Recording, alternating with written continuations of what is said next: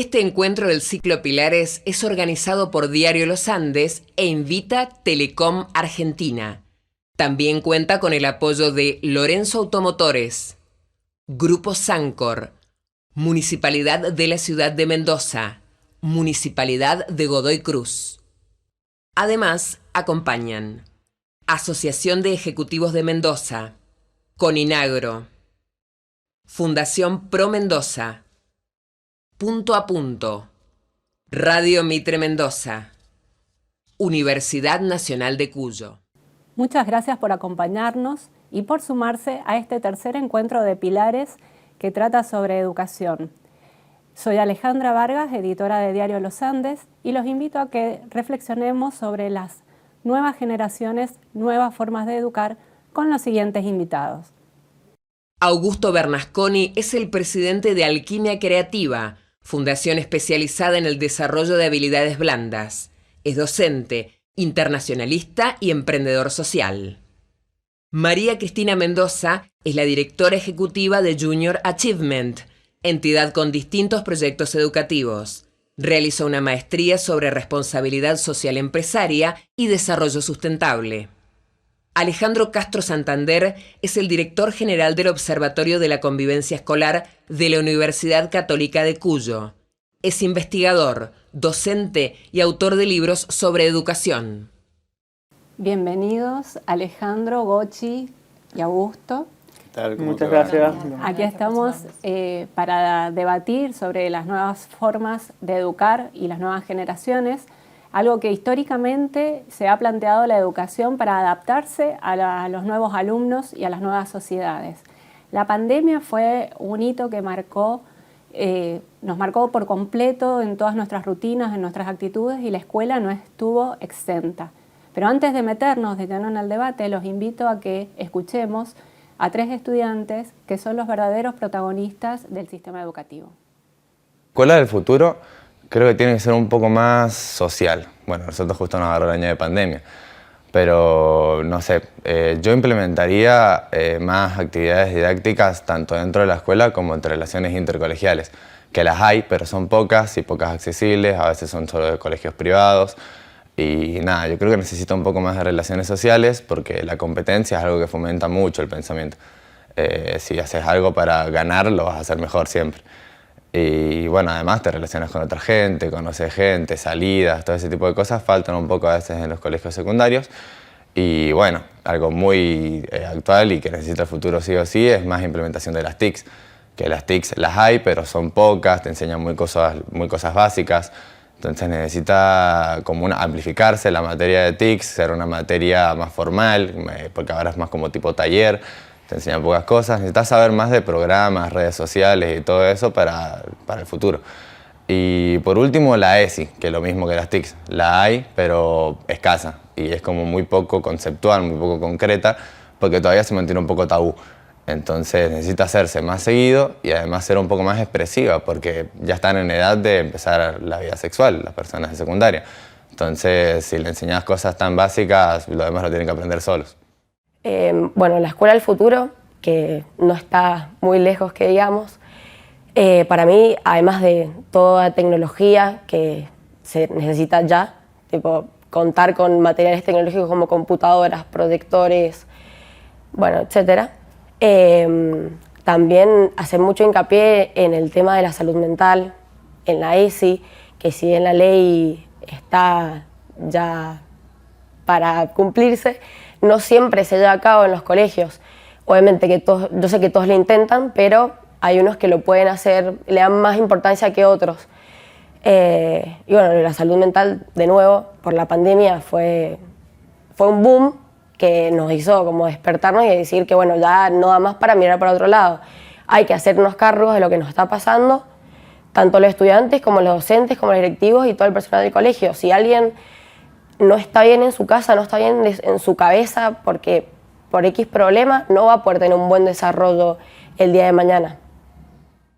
Creo que la escuela del futuro debería tener un poco más de didacticidad con las actividades en vez de leer un PDF, responder, leer algo, hacer una presentación. En vez de hacer así, creo que deberíamos hacer proyectos, ver lo que estudiamos e implementarlo en algo, como, no sé, en economía, hacer un proyecto, hacer un emprendimiento, mostrar algo y poner los valores reales, buscar las cosas reales, buscar las personas reales que nos pueden ayudar, en vez de, hipotéticamente podríamos hacer esto, hacerlo de verdad. Lo que los chicos dicen es un poco lo que por ahí planteamos y de manera informal lo tenemos en mente, pero es algo que ya se ha visto en papers y en estudios que vienen desde los 90 y demás, que lo estamos discutiendo y debatiendo. Alejandro, Uma, Luciano y Sol plantean algo que vos justo en un paper de la revista Iberoamericana anticipás, ya tiene unos años ese paper, sobre las competencias, el enfoque que tiene que tener la educación hacia las competencias más que en los conocimientos. ¿Cómo ves que está la escuela ahora en función de eso? ¿Cuánto nos falta para llegar a ese enfoque? Es como que seguimos reclamando lo que reclaman justamente los chicos, ¿no? El tema de la educación basada en competencias, todo un tema que venimos hablándolo. En nuestro país entró con la Ley Federal de Educación, así que estamos hablando de 1993 y no logramos meterla dentro del proceso educativo, del sistema. Cuando hablamos de competencia educativa, estamos hablando de los contenidos puestos en acción, que es lo que justamente decían los chicos, ¿no? O sea, esto que estoy aprendiendo, ¿qué hago con esto? Y no solamente qué hago con esto, sino la oportunidad de ponerlo concretamente en práctica. Tengo un marco teórico, pero luego quiero usarlo. Lo mismo pasa con la evaluación, cómo evaluar ese modelo. Es un modelo que nosotros consideramos que hoy es el que mejor favorece no solamente la demanda de los chicos, sino que está involucrado directamente con el aprender. Augusto, bueno, hablamos de esto, de las competencias, el formarse, escuchábamos a los chicos. ¿Qué más tiene que tener la escuela del futuro y cuál es la escuela del futuro? ¿Desde cuándo? Me encanta la pregunta, me parece una pregunta de hecho muy desafiante, porque cuando nos ponemos a ver, de hecho los mismos chicos dijeron, o sea, es un futuro no tan futuro, de hecho podríamos hablar tranquilamente del mismo presente, de que necesitamos hoy dentro de la escuela y, digamos, unificar a la escuela en todos sus niveles con el desafío de ¿a qué futuro? 2, 5, 10, 15, 20 años son planteos que hay que repensar. Y en esto de que tal vez qué debería tener la escuela, creo yo que, justamente coincidiendo con Alejandro completamente, el desarrollo de habilidades y competencias que rompan con esta educación que informa y a veces no forma tanto, que no acompaña en ese saber hacer, en el saber aprender, el aprender a aprender, la learnability que se habla hoy, son los puntos que me parece claves, obviamente sumado a todo lo que ya han venido diciendo los chicos, en donde tenemos gestión de emociones, en donde empezamos a ver la sociabilidad, el vínculo de las personas, que hoy con los pandemials, que se les llama ahora, es un gran desafío, que se ha perdido mucha socialización, mucho vínculo. Ese vínculo, esa humanizar la educación es, creo yo, y creemos desde todo el equipo que hay atrás mío, que es el principal camino hacia adelante, sumado a las TICs, a las tecnologías, a la inserción desde ese lado, que obviamente es fundamental, pero sumarnos a este modelo de competencias y habilidades por sobre todo. Gochi, gracias. Gochi, fuera de cámara hablábamos un poco todo este tema, hacíamos hincapié en las competencias, en esto de formarse. ¿Qué de la pandemia podemos rescatar hoy y que debería seguir presente? Porque, bueno, vemos que no todo ha sido tan todo ¿no? Bueno, me parece súper interesante la pregunta. La realidad es que la pandemia vino a acelerar un proceso que era necesario, digamos, este tema de virtualidad y de educar a los chicos para el mundo del trabajo que se venía, pero que en realidad ya está, fue bueno y hubieron algunas respuestas y algunas cuestiones que sucedieron dentro de la escuela que fueron buenas. En este sentido, el docente por ahí fue un poco más consciente de que tenía que educar y que él también tenía que adquirir herramientas digitales para transmitírselas a los chicos, utilizarlas como herramientas ellos para facilitar los contenidos, la educación por competencias, porque ahora la digitalización, la herramienta TIC, como decían los chicos más temprano en el video, es como clave y súper importante para que sea transversal en todas las materias, y eso empezó a suceder y se preaceleró en pandemia. Hoy es clave también, rescato un poco por ahí las palabras de Augusto, educar en habilidades blandas. Cuando nosotros hablamos de la escuela del futuro, en realidad hablamos de la escuela de hoy, porque las profesiones del futuro son hoy y la economía del conocimiento es una, y la realidad es que el mundo del trabajo que los espera es uno y es real, y es un mundo que está totalmente atravesado por la tecnología. Entonces, entendiendo eso, creo que de la pandemia se pueden rescatar estas pequeñas acciones que hicieron los docentes, que más allá de tener por ahí o no contar con la herramienta, con la computadora, pero sí contar con un celular, entender que existían otras plataformas a través de las cuales los chicos se podían comunicar, entender que la clase podía ser invertida, digamos, y que los chicos podían aprender haciendo, que existía una plataforma donde se podían subir contenidos, el chico verlos antes y después conectarse en un Zoom. Son todas cuestiones que hicieron y que fueron buenas, digamos, para poder como modernizar la escuela. Estamos en un proceso de crecimiento, estamos en un proceso de ayornamiento también, porque es difícil movilizar todo un sistema. Pero creo que en ese sentido se pueden rescatar actitudes de docentes, ejemplos. Más temprano hablábamos con Damián, que ha sido recién galardonado como el premio al mejor docente, y él contaba de que daba clases por YouTube. Y bueno, eso es un lujo, digamos. Y a través de la pandemia y de las plataformas y demás se conectaron docentes de todo el país y se empezaron a compartir buenas prácticas. Bueno, eso es algo súper rescatable. Utilizar la tecnología como un medio creo que es algo que tiene que continuar y que no podemos dejarlo de lado, porque esa es la escuela del futuro, que tiene que ser la escuela de hoy, como decía recién Augusto. Inclusive te sumo, Oche, hay algo interesantísimo ahí, que es poner en valor esto que comentabas del desafío docente, de que tiene como responsabilidad educar a un niño de acá o un adulto, adolescente, dependiendo el nivel, en pos de un mundo a 5 o 10 años que no sabemos cómo va a ser y que es muy complejo analizar. De hecho, hoy se habla de que vivimos en un entorno bunny, en un entorno marcado por la volatilidad, la incertidumbre, por la ansiedad, y en un entorno no lineal. Entonces, el desafío y el peso del docente es decir, ok, ¿qué herramientas le doy con base además en un currículum que también viene dado, en que no tengo la 100% flexibilidad, pero sí puedo hacer algo al respecto? Y la cantidad que hablábamos, la cantidad de docentes que están haciendo la diferencia realmente.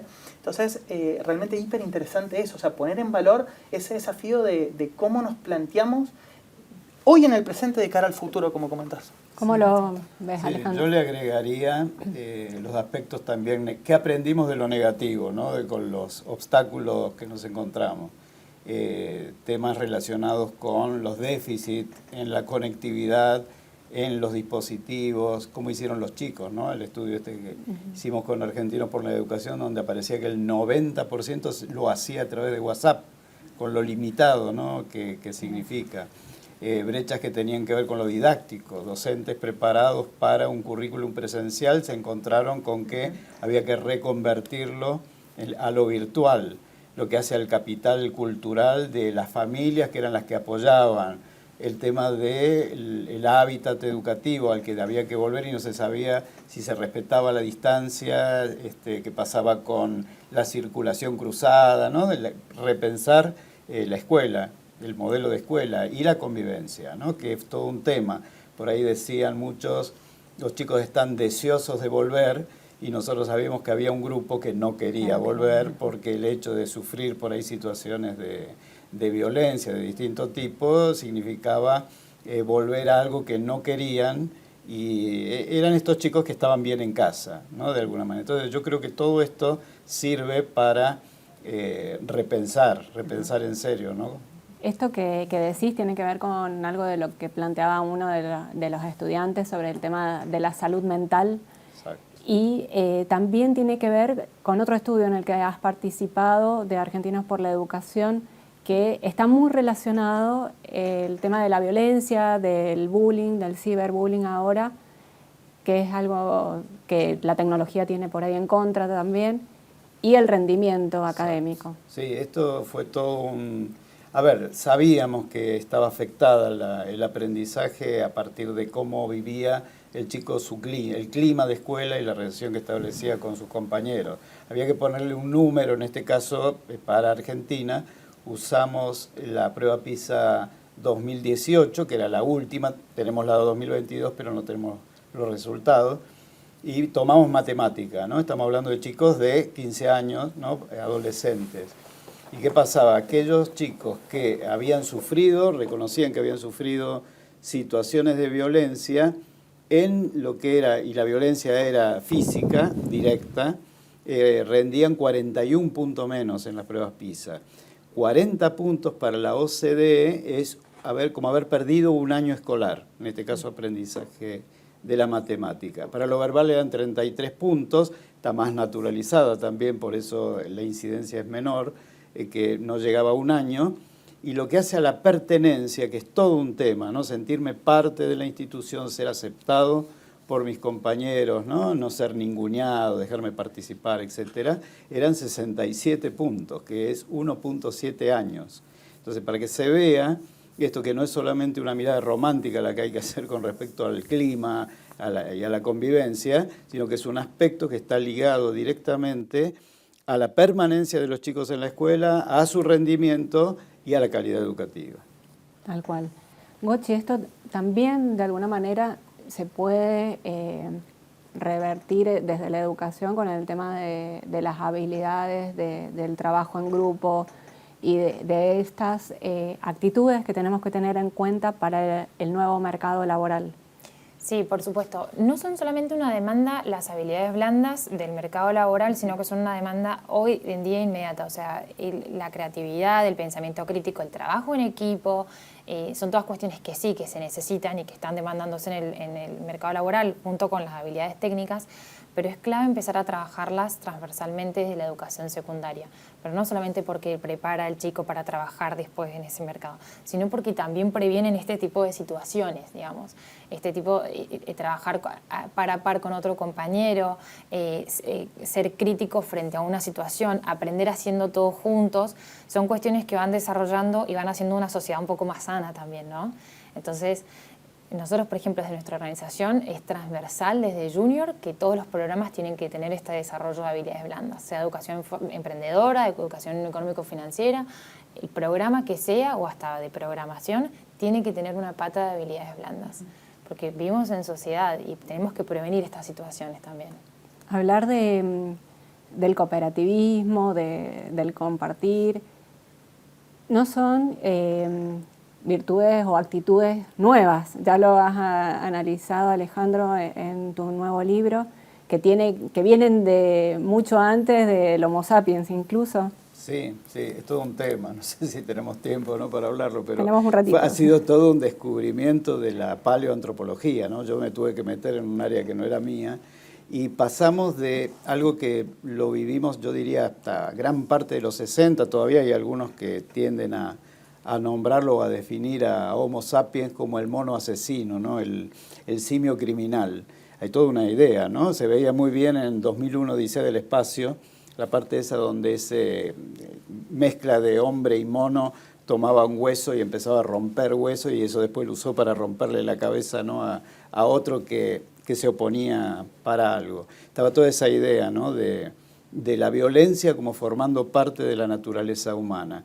Y luego en las últimas décadas hemos hecho un cambio y se toma esto como que la violencia es una conducta en general aprendida, es un hecho más cultural, ¿no?, que natural. No nacemos violentos, ¿no?, nos hacemos, en todo caso, violentos. Entonces, bueno, se han ido haciendo descubrimientos y que nos están mostrando cómo todo lo que han sido, no solamente el Homo sapiens antiguo, sino Neandertal, pre-Neandertal y todos los otros humanos, en definitiva han sobrevivido de alguna manera.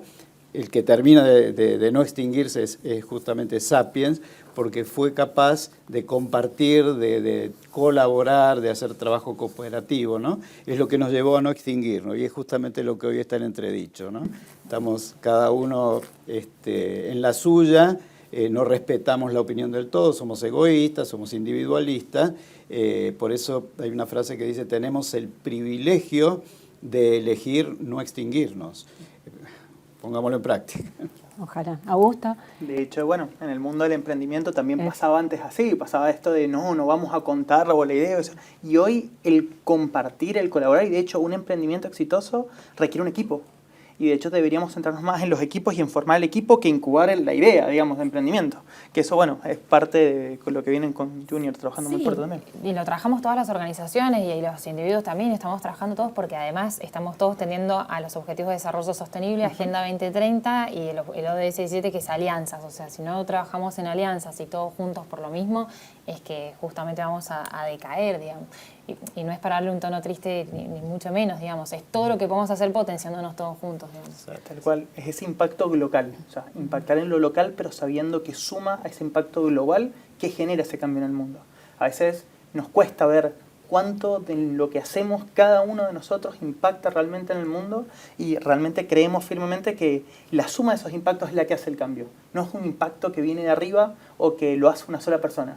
Es esa suma de voluntades la que logra ese cambio. Y que garantiza la sostenibilidad. Exacto. De hecho, bueno, con este pilares, con el ciclo completo, lo que queremos apuntar es a desarrollar la sostenibilidad en la región y consideramos que la educación es uno de los pilares en el cual tenemos que basarnos para poder hacer esto posible, Sí, ¿no? sí, y leyendo, cuando uno lee bien el documento, ¿no?, sobre los objetivos para la sostenibilidad, pone por ahí ese objetivo 4, es como que es el que puede provocar el cambio en todos los otros, ¿no? Lo pone en el centro, lo educativo. Y nosotros vemos que se transforma la educación, cuando uno habla del tema, parece que es la parte romántica de todo esto, ¿no?, que vivimos y que nos pasa, y sin embargo es el eje, el centro del cambio que aspiramos y no estamos haciendo. Necesitamos tomarnos en serio las cosas y sobre todo esto que hablamos, ¿no?, de la tarea cooperativa, de crear alianzas, ¿no?, de insistir en esto, de que podemos ser distintos y cada uno, de hecho lo hicimos en una alianza nuevita ahora que se llama Alianza Antibullying Argentina, o sea, éramos todos distintos y dijimos, bueno, pero compartimos algo. Eso que compartimos, hagámoslo juntos, cada uno con su fortaleza, pero de alguna manera vamos a poder hacer más cosas, vamos a impactar en eso que queremos cambiar, que tiene que ver con la buena convivencia. Ahora, la base es compartir, hablábamos y todos conocemos prácticas buenas y puntuales de docentes a lo largo de toda la provincia que usan la tecnología, que llegan a los estudiantes de otra manera, que se preocupan más. ¿Cómo hacemos para que esto pueda prender y que sea parte, como reclamaban los chicos, de la práctica cotidiana en todo el sistema educativo? Si quieren, o sea, me permito tal vez arrancar en una idea que hemos construido también en conjunto mientras charlábamos un poquito en cuanto a esta presentación previa, que es, somos diversos y no hay una sola metodología que sea funcional para todos. Pero sí hay un montón de buenas prácticas y metodologías que ya existen, que ya están acá, algunas que se han adaptado trayéndolas de afuera, pero hay un montón y que si realmente transparentáramos y sobre todo potenciáramos la diversidad de modelos, creo que permitiría la posibilidad de que cada persona busque y se encuentre en ese mejor modelo y en donde encuentre personas que comparten ese mejor modelo también para ellos y realmente potenciaríamos el aprendizaje. Creo que el aprendizaje del futuro es juntar los aprendizajes que existen hoy, los modelos que existen hoy y transparentarlos y sobre todo darle fuerza a estos diversos porque realmente la educación tradicional ha perdido un montón de fuerza, pero a la vez en complemento hay un montón de programas de educación no formal, informal e inclusive dentro de lo formal, habíamos de lo que es multiclase, multinivel y multiclase en particular. Trabajamos todo lo que comentaste, por ejemplo, el aula invertida, que es un modelo hiper interesante también para trabajar y están para quien realmente necesita. Sí. Entonces aprovecharlo. Son estrategias en definitiva, ¿no?, que deberían acompañar un muy buen proyecto educativo nacional, que baje un muy buen proyecto educativo provincial, que eso baje luego a cada institución y que luego el docente lo pueda poner en práctica en su planificación. O sea, hay muchísimas cosas que hemos aprendido, deberíamos ser capaces de consensuar en unas pocas cosas para que después, a partir de la realidad que tiene cada una de las instituciones, uno pueda, ¿no?, aprovechar toda esa experiencia. Exacto. ¿Querías decir algo, Gochi? Sumo así algo como muy cortito nada más. Hoy tenemos aulas heterogéneas en las escuelas y los chicos, no todos aprenden de la misma manera. Y entonces es eso, retomar, no hace falta poner en juego tanto la creatividad docente, sino a lo mejor empoderar un poco más al docente, acercarle este conocimiento y que trate de conocer y empatizar con sus alumnos, escucharlos, los que nosotros escuchábamos recién en el video, y decir, bueno, entonces vamos por este camino hoy. Y a lo mejor eso no funciona y a lo mejor funciona otro modelo, y entonces ir viendo, probando lo que mejor funciona justamente en pos del bienestar del chico y garantizar su aprendizaje. Digo, ejemplo cortito, a nosotros nos pasa, nosotros tenemos toda una plataforma virtual y en donde los chicos navegan y los programas son autogestionados, el docente es facilitador, que ya el docente hoy en día es facilitador de contenido, no es que se para frente al aula y dicta una clase, pero y hay chicos que avanzan muy bien, lo hacen muy rápido porque se llevan muy bien con la virtualidad y es una manera de aprender, y hay chicos que no, que necesitan mucho más tiempo. Y bueno, entonces a esos otros chicos no pasa nada, digamos, se les enseñará desde otro lugar. Es un esfuerzo enorme que tiene que hacer el docente. En ese sentido, creo que todos se los agradecemos y los felicitamos porque sabemos que trabajan un montón en pos de cada uno de sus alumnos. Pero es la clave. El debate es para seguir, podríamos estar en el streaming toda la tarde. Los alentamos a que se sumen a las redes sociales y nos hagan llegar sus aportes. Pero bueno, tenemos que redondear el debate de hoy. Nos quedamos con el docente facilitador, las palabras, las posibilidades de las buenas prácticas que han estado desarrollando hasta ahora, la posibilidad de tener un sistema educativo un poco más permeable que nos permita que todas estas prácticas vayan, que sean eficientes, que se puedan concretar, porque los mismos estudiantes están pidiendo eso, son los protagonistas los que quieren aprender de esa manera y no es que nos encontremos con adolescentes que no les interesa nada, sino que hay adolescentes, niños y jóvenes con intereses concretos y pretenden que la educación los guíe en esos intereses que están teniendo ahora. Así es que, bueno, agradezco, nos quedaron preguntas en el tintero. Agradezco a Alejandro, a Gochi, a Augusto, su presencia hoy acá y bueno, seguimos en contacto para gracias. Gracias. Muchas gracias, Ale. Chicos. Gracias por la invitación. Gracias. Terminamos así esta mesa, pero seguimos con una entrevista a Mariano Narodowski.